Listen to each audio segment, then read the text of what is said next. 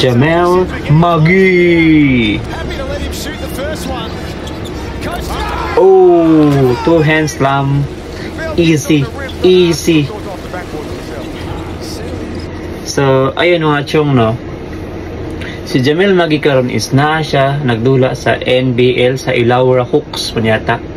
Dayon, he average of 22.4 field goals, 2.6 assists, 10.6 rebounds, and 62% sa field goals. So sayang lang kayo kay nganong wala na NBA team nga nagka-interest sa iya.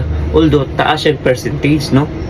Especially the Warriors nga nangita og big man.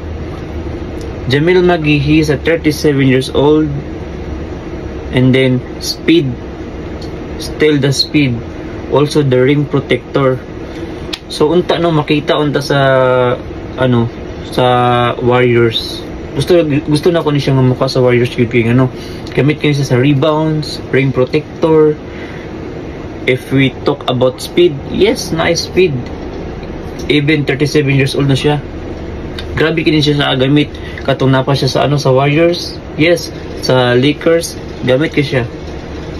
So makasad lang anong wala na naka-NBA, wala na naka-interest sa NBA team, especially the Warriors nga nangita og big man. So I hope so. So let's continue. Settled in very, very nicely with South East Melbourne. Known more for his work in the defence. Ooh. He said too small. Too small. Oh, catch. McGee down the middle. Ooh.